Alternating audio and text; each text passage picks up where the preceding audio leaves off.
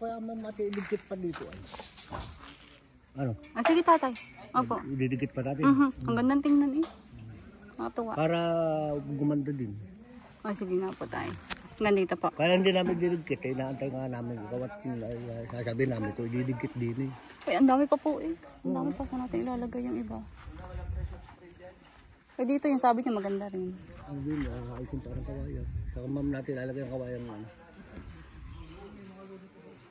Silaban, pwede pa silaban na natin. May pa mamay doon natin doon na doon sa yung madamong yung kumakahoy na yun. Oo, ay. Doon nasisilban, din madadamay pa yung iba doon. Masisilban pa yun. Natay lang natin yung medyo init. Oo, mabigat itatay. Ayos po. Dadali ko nga yung power ko dito. Puputol-putol ko. Oo. Kung gusto niyo, para hindi kayo mahirapang mag-ano, dito nyo na ulingin. Saan nyo ulingin? Saan parte?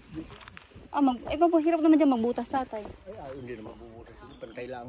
Ang pag, di ba inaano yan? Pinudo ka lang? Papantay lang yung lupa. Doon na ahana yung patala. O, di dito ang tulog nyo. Kaya binabantayan nyo. Magagawa kami ng kubo. Kubo po.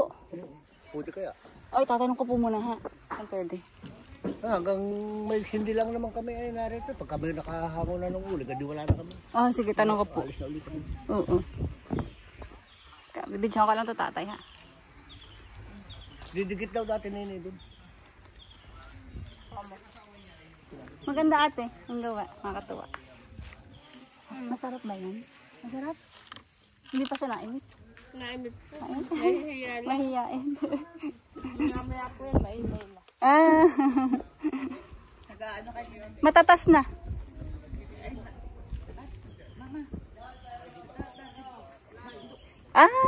McDonald's. Dito! Magmamakdo ka ba? Ha? Kakain na, alis doon ka na.